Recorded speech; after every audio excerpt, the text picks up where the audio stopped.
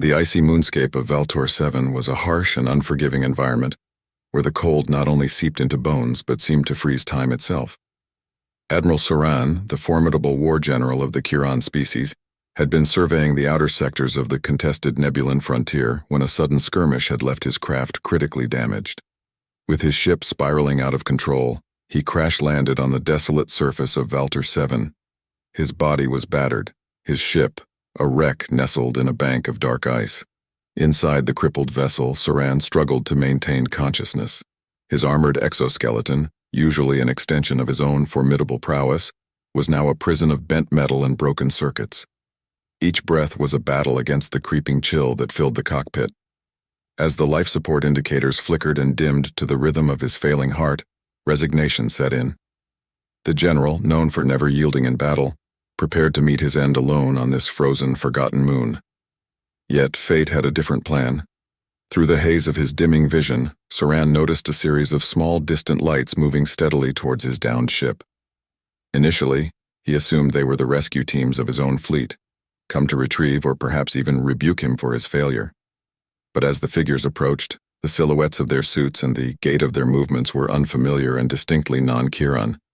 Humans, a species known to him mostly through intercepted transmissions and the brief encounters on contested battlefields, were coming towards him.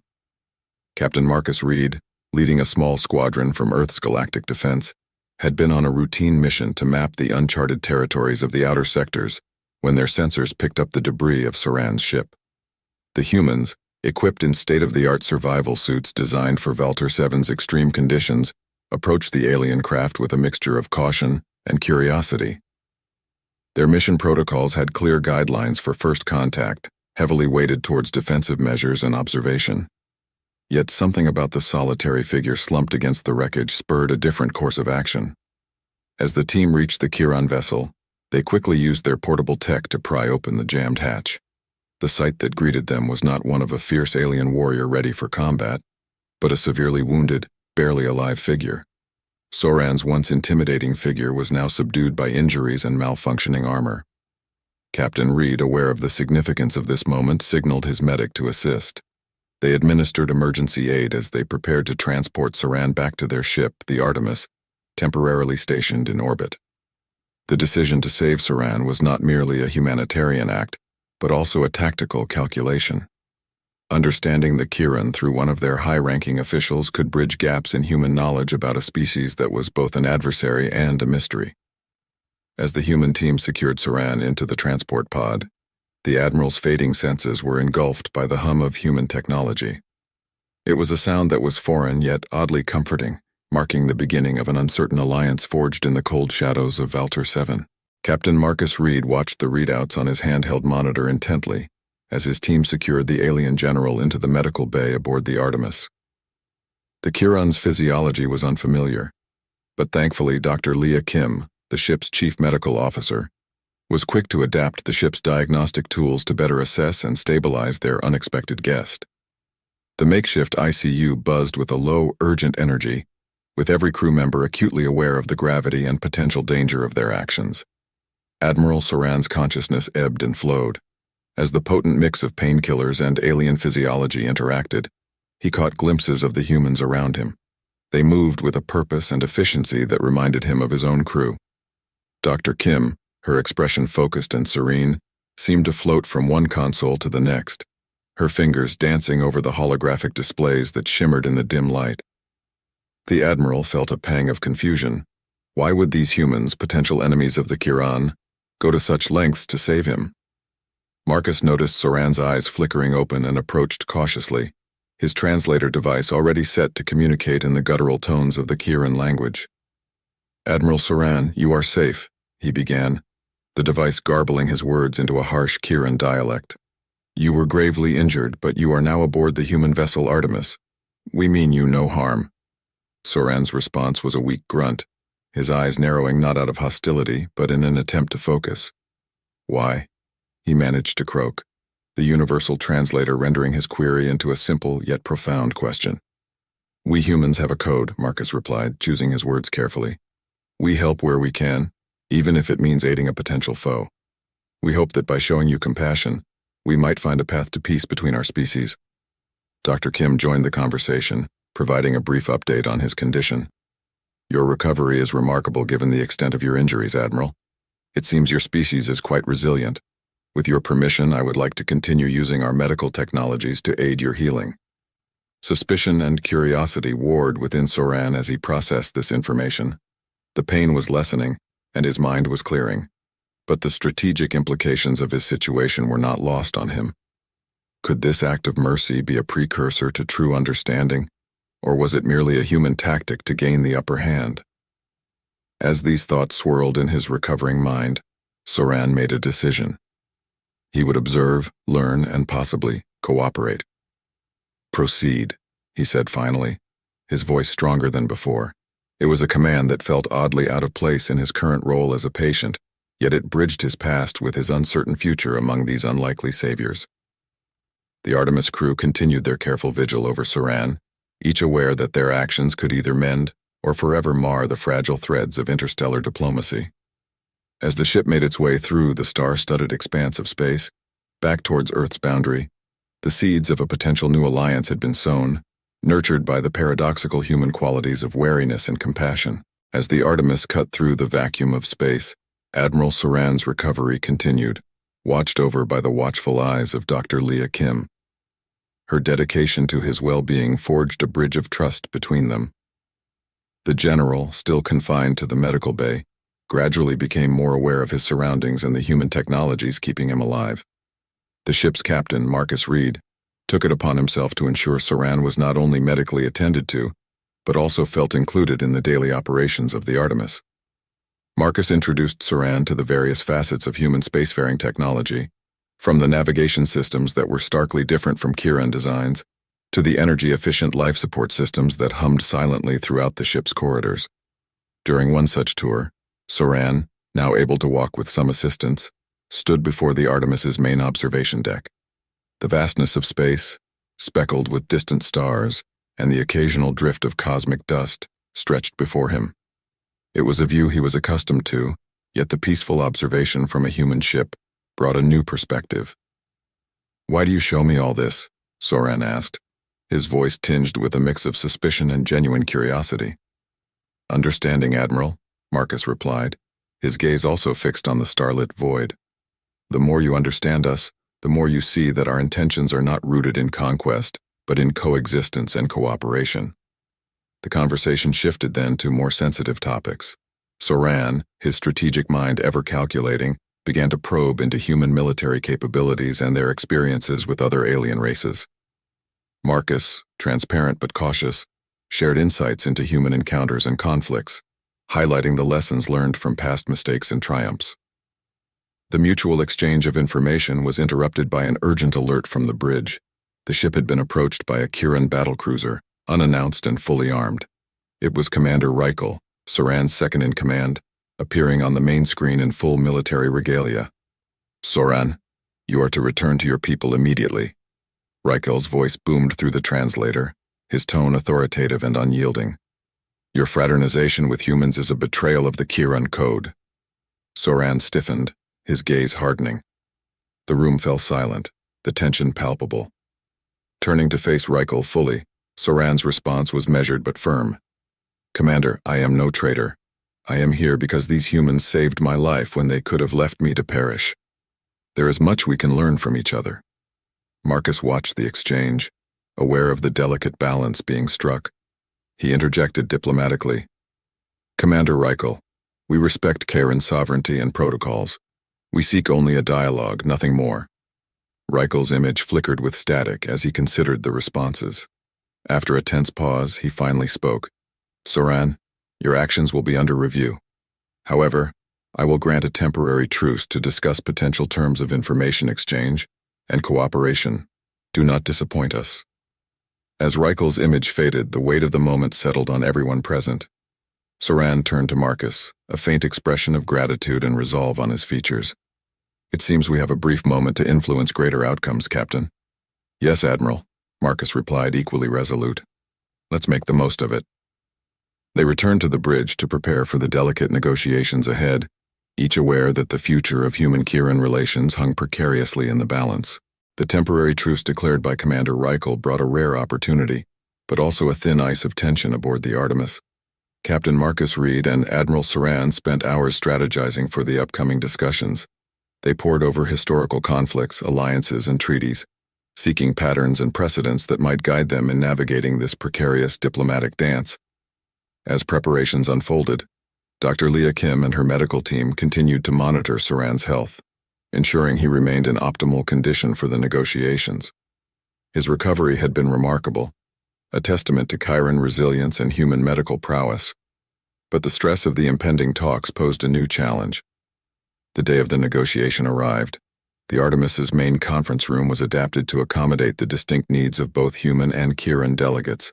A large holographic interface was set up in the center, allowing for visual data and translation overlays to facilitate clear communication. Commander Reichel and his team appeared on the holographic display, their figures towering and imposing. The room's atmosphere was thick with anticipation as Reichel opened the negotiations with a formal acknowledgement of Saran's status and the unusual circumstances of his association with humans. Admiral Saran, your survival is a boon to our people, but it does not blind us to the potential dangers of human interaction, Reichel stated, his voice resonating deeply through the translator. Saran, standing with a quiet dignity, responded, "Commander, the humans have shown us nothing but goodwill. Our codes of honor demand we repay that debt. We stand to gain much from a partnership, not just in technology, but in broader cosmic understanding." Marcus took the floor next, emphasizing peaceful intentions and mutual benefits. "Our encounter with Admiral Saran has opened our eyes to the possibilities of what we might achieve together. Let us explore these possibilities, not as adversaries, but as potential allies facing common interstellar challenges." The discussions that followed were intense. Reichel and his advisors questioned the humans' military capabilities, their past conflicts, and their intentions towards other alien races.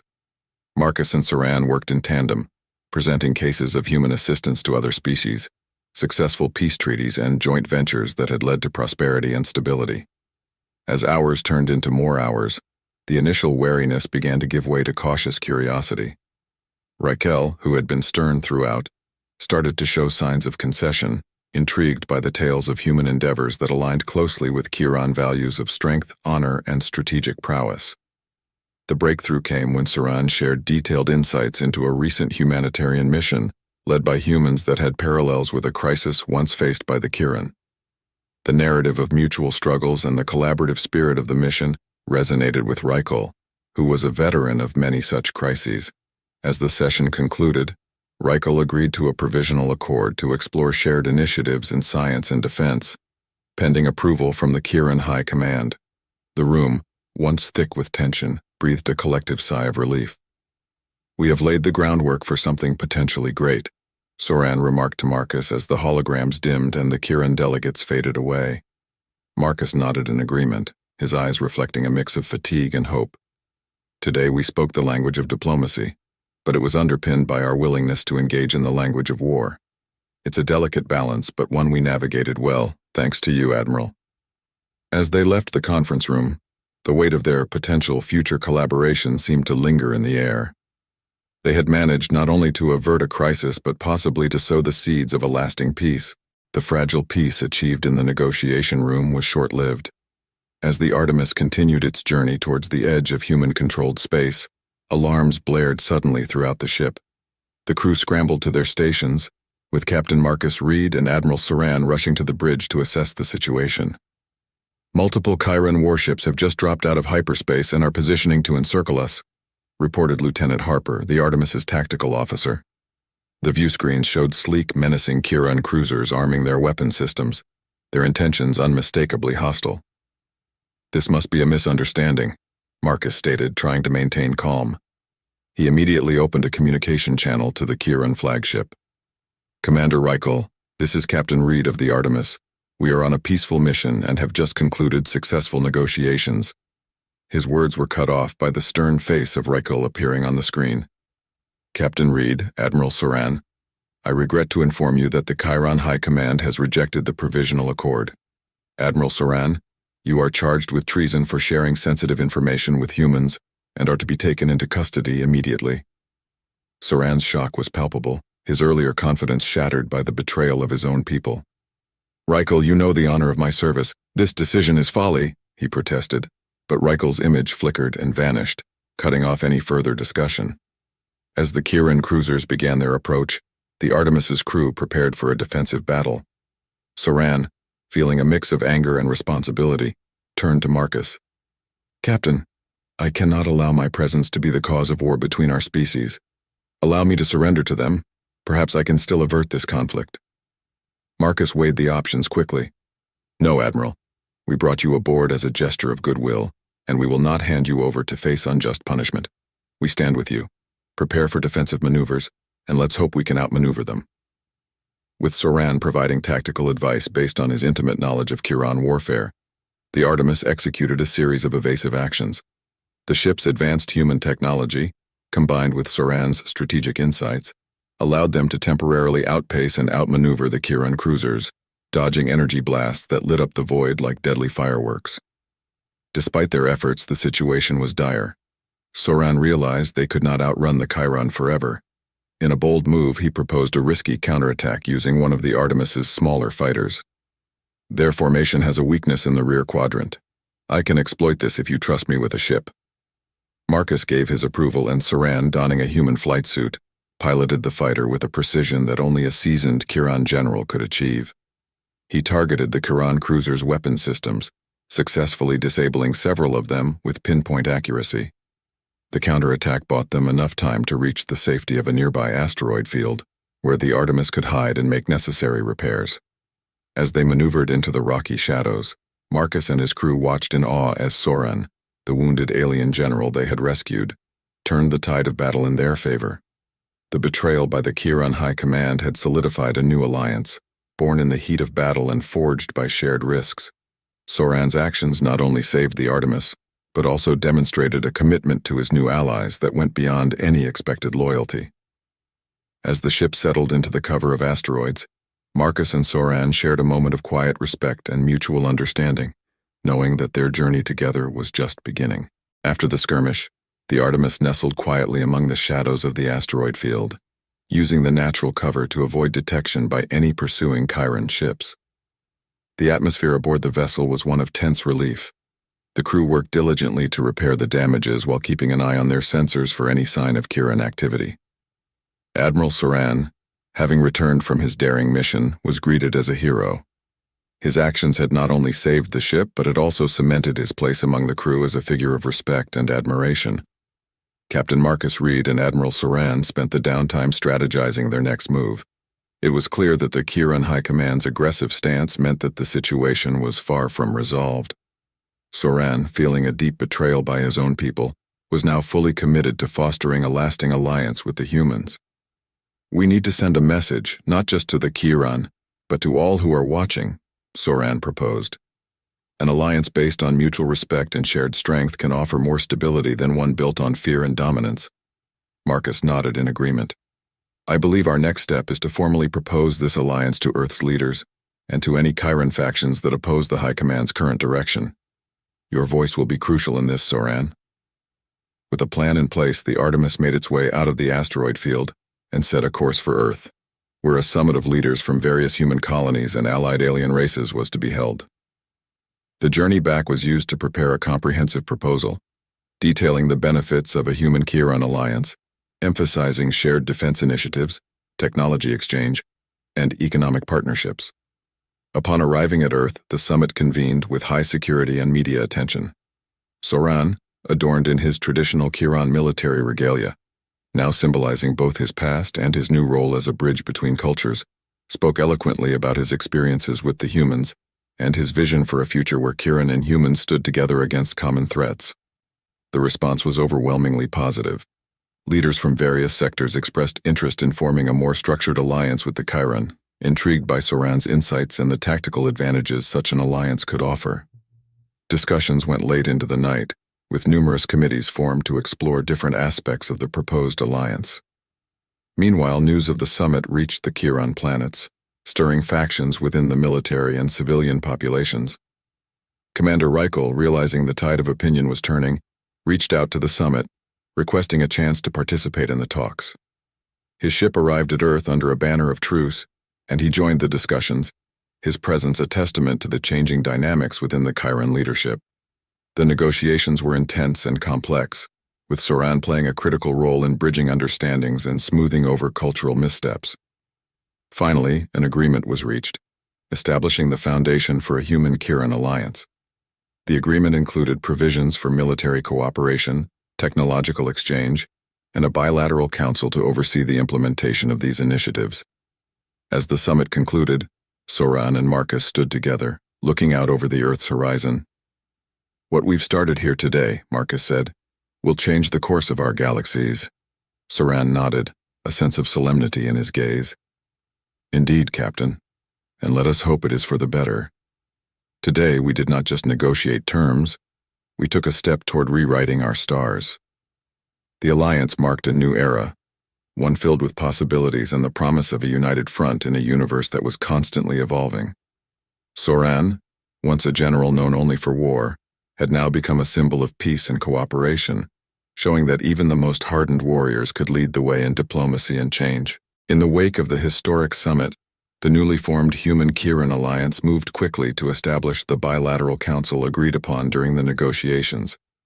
This Council of Peace, as it came to be known, was tasked with overseeing the integration and cooperation between the two species. Admiral Saran and Captain Marcus Reed were appointed as co-chairs, a symbolic gesture underscoring their pivotal roles in the formation of the alliance. The Council of Peace convened its first session on a neutral space station, orbiting a planet that was uninhabited and deemed a neutral zone. The station itself was a marvel of combined technologies, featuring Chiron structural designs with human technological enhancements. It served as a tangible example of what the two races could achieve together. Saran, adapting to his new role as a peacemaker, took the lead in addressing the initial challenges. One of the first tasks was to establish a joint military training program, aimed at creating mixed units that could operate seamlessly in crisis situations. Saran's military expertise and Marcus's experience in Human-Chiron operations provided the perfect leadership for this initiative. Meanwhile, the technological exchange programs began with a focus on energy and medical advancements. Human scientists were keen to explore Chiron biotechnology, particularly their advanced healing processes, which had saved Saran's life. In return, Chiron delegates were introduced to human advancements in artificial intelligence and robotics, areas in which they saw great potential to enhance their own capabilities. Cultural exchange was another critical area. Despite their alliance, many humans in Chiron held lingering prejudices and misconceptions about each other.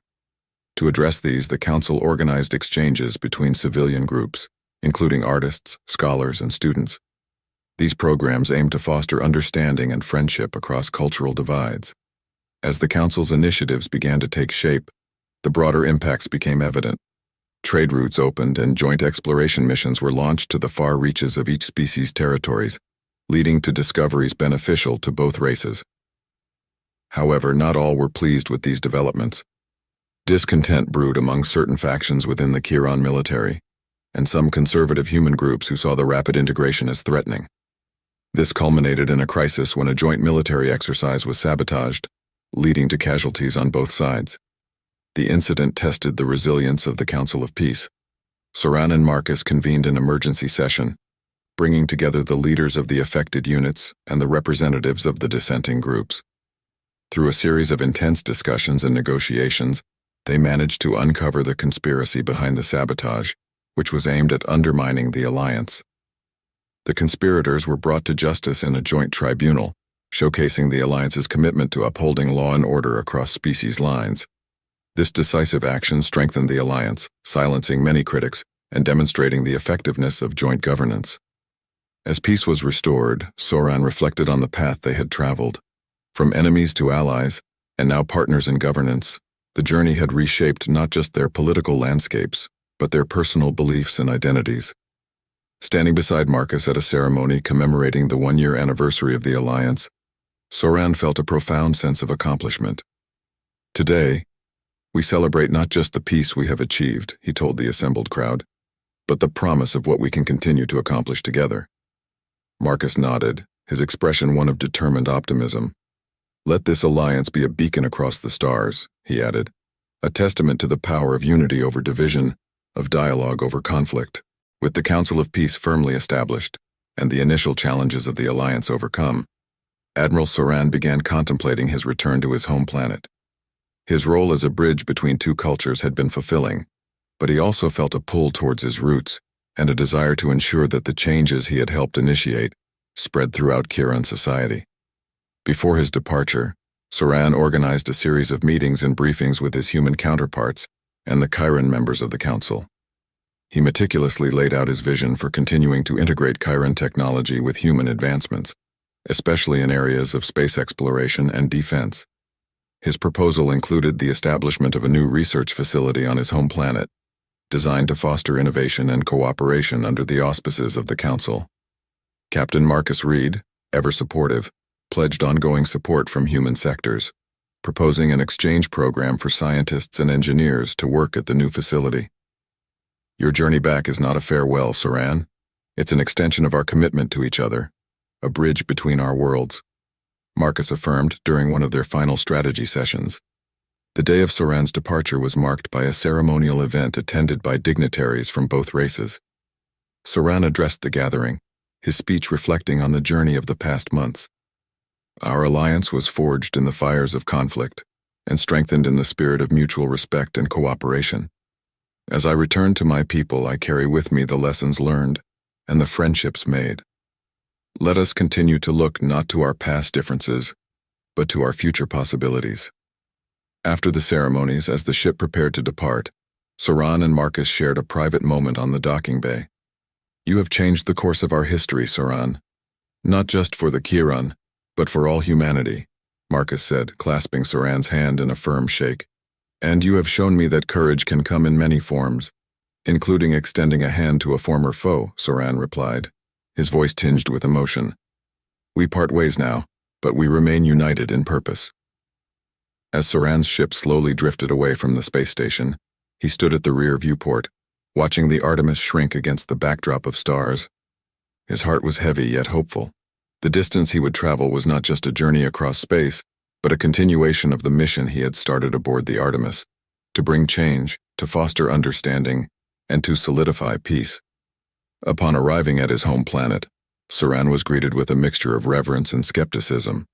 His tales of humans, once considered potential enemies, now partners, were met with curiosity and, in some quarters, disbelief. Over the following weeks, Saran worked tirelessly, advocating for the benefits of the alliance. He leveraged his status and his first-hand experiences to sway opinions, gradually overcoming the entrenched prejudices that had colored his people's views of humans. With the new research facility's foundation underway, Saran often stood at the site looking up at the stars, contemplating the next steps.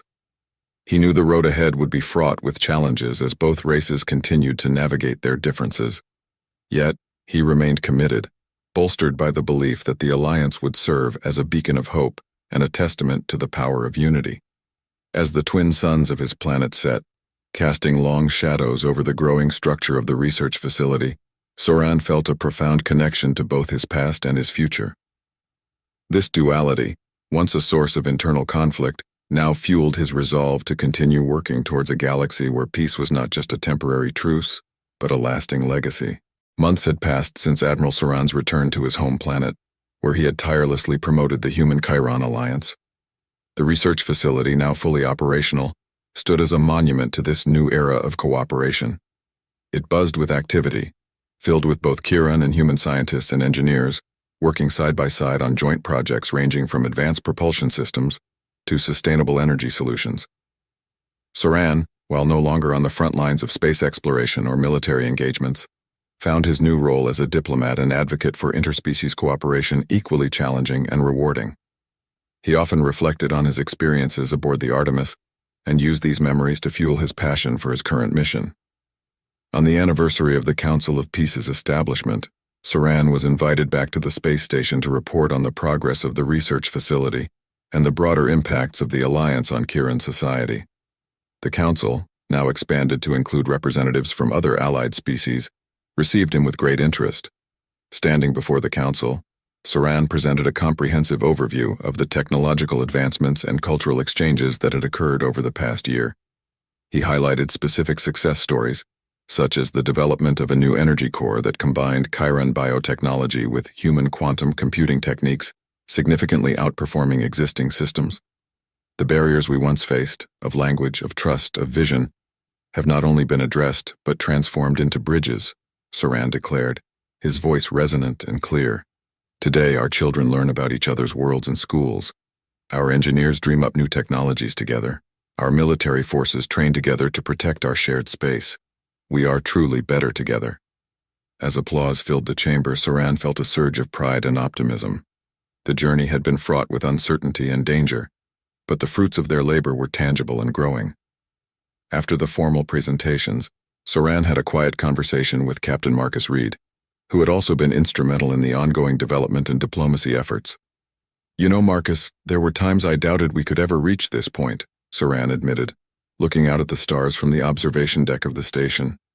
Marcus smiled, clapping Saran on the shoulder. "I had my doubts too, my friend, but you taught me something vital. Courage isn't just about facing down enemies in battle. It's about daring to imagine peace, and then working tirelessly to build it." As the event concluded, Saran returned to his home planet, energized by the Council's support and the visible outcomes of their joint efforts. Back on his planet, as he watched the twin suns rise, he felt a profound connection to the broader universe, a universe that now seemed filled with endless possibilities. Under the twin suns, children played in the fields, their laughter a soundtrack to a world transforming before Saran's eyes. He knew the road ahead would still hold challenges, but he also knew that the alliance, forged through trust, battle, and diplomacy, had altered the course of history for both humans and Chiron. Admiral Saran, once known solely as a general of war, now watched as new generations looked to the stars not with apprehension but with anticipation. The peace he had helped broker was not merely a cessation of conflict but a beacon of hope, a testament to what could be achieved when disparate beings chose to walk together in harmony. This new dawn was not just a new day for Chiron or humans, but for the entire galaxy, a promise of peace and progress in the cosmic dance of civilizations.